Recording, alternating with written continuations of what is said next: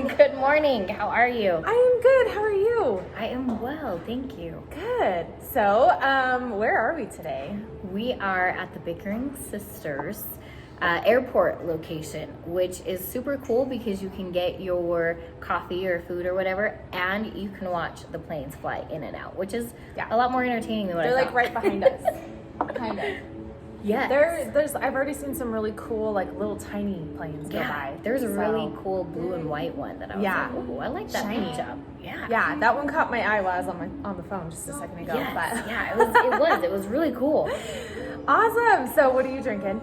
You know what? I just have a boring, plain old cup of coffee. I got a cold brew, which is like really smooth. It's really good. Totally gonna get one of those to go. Because that sounds so good. Yeah, it's nice. Like if you can't decide between like coffee and tea, I always go for the cold brew because it kind of gives you a little bit of both. Yeah, I do. I love the cold brew. It's very good. So, what's going on in business? How's business? It's really good. I've been just struggling with some health stuff over the past couple of weeks, so I haven't been super active, but I did see a couple of things over the last couple of days that I wanted to share. First, the SBA sent an email saying that they are actually increasing or providing increases for the EIDL loans. And there's another piece to that too. If you got an EIDL loan but you didn't get the grant or the advance, they're actually going back through, and I guess like you don't have to do anything, but they are going back through and they are going to automatically adjust those. Yes, I got that email. So it's like an invitation, right? That I got, and then I had to go and fill out a couple pieces of information, and that was it. It was super cool. easy. Yeah. And see, I think I did mine wrong because I know I probably qualified for a grant and I didn't get one. Oh. So they gave me money really fast. So like the EIDL loan? I think I got the advance, but then it turned into the loan, and so that's part one. And then I got an email just yesterday. Oh, sorry. Thank you. Hey! Yay, food! So now we're gonna eat our breakfast while we talk with you. But surprise attack. The other piece of that is I got an email yesterday directly from the SBA that says they are actually going to provide increases up to $500,000 for small businesses. And so if you already got a loan, but now you are kind of like, oh, that's not enough. Like I'm getting to the bottom of mine and I'm like, oh, okay, got to start making some decisions. So they're providing increases for those, and they're deferring the payments until 2022. So for the EIDL loan or the PPP? For the EIDL. Okay. So the payments were supposed to start in July of this year for me. Okay. Mine was May, I think. Okay. So they moved it to next year. They are still accruing interest, so beware of that. Yeah. But so you still want to pay if you can. Yeah. So you, it's deferred until 2022, which is really cool. Yeah. So I'm kind of toying around with that idea. I don't want to bring on more debt for my business, but at the same time, I'm kind of ready to start marketing and expanding again. So it might be a good idea for me to because it's take really advantage of that. Inexpensive money. Yeah. You know, the interest rate on that is pretty low. Yeah, and it's super low. It's expanded over an extended period of time, so it's not too hard. The PPP loan is different. That one, if you don't qualify for forgiveness, you do have to pay that back in like a year and a half. But the EIDL loan is like it's 30 years. Yeah. It's like a mortgage. Yeah.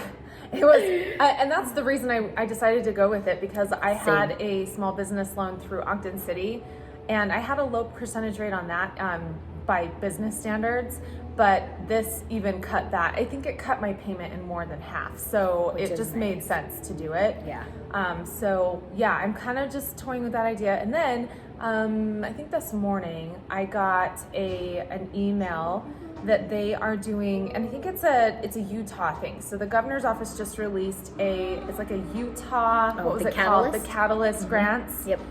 So if your business took a loss in 2020, they're going through and they're tiering it. So businesses that had a revenue loss of like 90% are going to be serviced first, and then they're going to go down in 10% increments. Yeah, until they run out of money. Yeah, so it's $15 million that's on the table. So I am definitely going to apply for that, because I actually realized I haven't done anything for my yoga studio. Like Oh, I've been yeah, doing everything yeah. through Hippie Skin. Yeah. And So I you'll just qualify hugely. That's definitely 90% yeah. loss. Well, it's not quite 90%. I pulled it up this morning and was just looking because it has to be a 4-month consecutive period. Oh, yeah. But I think we're around 70%. Yeah. So Yeah, Kinda you big. have to be. Yeah. So I'm gonna look into that for sure. So those are like the Yeah. 2 big things that are on the table right now as far as COVID goes. I get my second shot today, so yay! I'm just so I'm so ready to put this past us. You guys have no idea, and I am not judging if you get one or not, but like for me, I'm just like, yes, science me. I just want to live my life. So, You know, and that's one of the things I think that be nice to each other. Like Bethany and I have very different views when it comes to the vaccine. And guess what, folks? We can still be friends. We can still talk about it. We can still have an educated conversation. We can still be civil. You know, guess what, folks?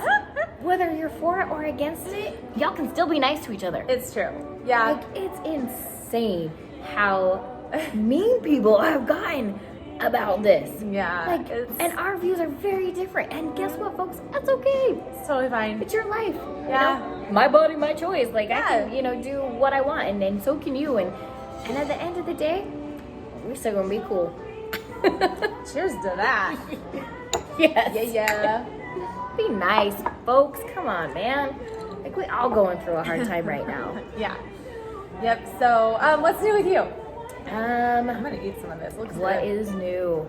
Gosh, it's been so busy. So for the Moxie agency, we send all of our clients our reports every quarter for everything.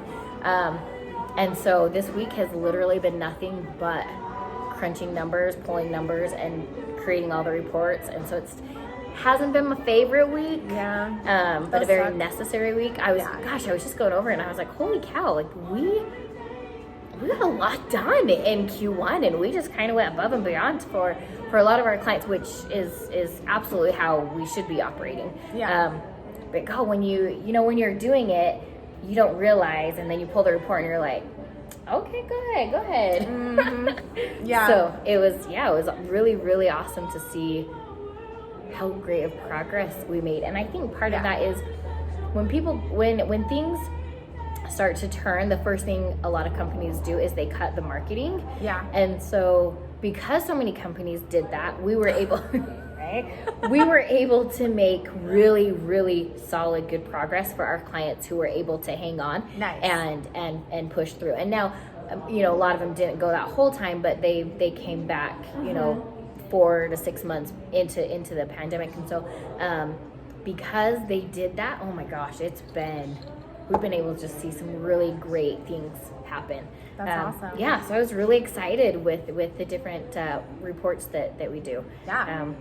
Yeah. Oh, that's awesome. That actually Yeah. reminded me I do have a good news because I did my financials finally for 2020 or 2021. Sorry. No, 2020 was done a long time ago. I usually For do them, Q1? Yeah, I usually do them once a month, and I hadn't done that because we were just so busy moving and everything. Yeah. And it's really cool because I haven't been marketing because I was one of those people that was like, I gotta cut costs, but I cut so much more than that. Yeah. But with our move and just kind of with the steps that we've taken for 2021, I am happy to report that quarter one was profitable. That's always a good thing. Yeah, considering we lost an average of about $2,000 a month last year, we're happy to be. That's like gut wrenching.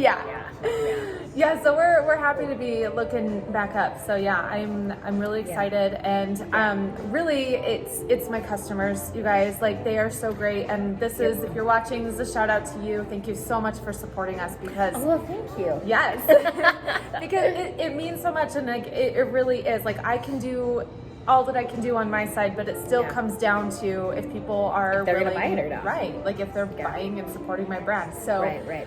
thank you for that. Please keep doing it. Right. Tell Yes. all of your friends. Support a small business. Both of our products are made in the U.S. 100%. Yes. And unfortunately, that does come at a premium cost. Mm-hmm. However, the quality is unmatched, right? You know exactly what you're getting. You know it didn't sit in a warehouse for several months. It's, you know, I'm pretty sure our blankets are as fresh as what hippie skin is because we are busting them out as fast as we can. We're out of way too many blankets right now. So for us, Q1 wasn't super profitable because we put such a huge PO in at the very end of March. Oh yeah, that's hard. But the next few months will be obviously a lot better because we put in such a big order for all of our materials and stuff. So we actually, I mean, I'm kind of seeing that with our yoga studio, with our yoga retreats. It's really, we collect money all throughout the year and then we have these huge payouts after the retreat's done. So it's like, oh, we were profitable all these months and then boom. So, then, but in the end, it washes out and it works. So, absolutely. Yeah. Yep. So I think that would probably be my tip for this week is like, make sure you always keep an eye on your financials because it's one thing to know what your bank account balance is, but it's another completely to know the health of your business. Always continually looking at your assets, your inventory, your cash flow. Yeah, exactly. So just making sure you're keeping an eye on that. And then when things like COVID come up, you don't get into like these super sticky situations and have to make really tough decisions because you know where you're at and you know what you can handle. So. Yep. And if you're unfamiliar with the reports, you should have like your cash flow report and your profit and loss and things like that. Do jump online and find a webinar and make sure that you are well educated in those areas because those are reports that you're going to need, you know, for like if you want to get a loan or if the IDA loan, the PPP loan, if you want to get investor, you know, all of these super important. You're gonna have to have these reports for multiple things. So if you just stay on top of them, it's a lot easier when you do need it. Like keep your data clean, and then you literally just push a button in your accounting software, and it does all the work for you. Yep. So, but you have to have clean data going in. Yes. So yes, you do. So garbage in, garbage out, right? So that's our business tip for the week. Yes. Okay. Do you have a sexism of the week to share? I do not. I love this song so much. Sorry. It is a good song. But no. I'm sorry. I'm all over the place. This coffee is apparently affecting me. I am good today. Do you have one? I have one from a couple weeks ago. Oh yeah, I remember. We never ended up doing it. Yes. Because we did something else. So, I have to like gather my thoughts about it. I was at a and I hope that if one of these people is watching this, they don't take it personally because I didn't take it personally, but I just wanted to point it out. I was at a diversity and inclusion seminar thing.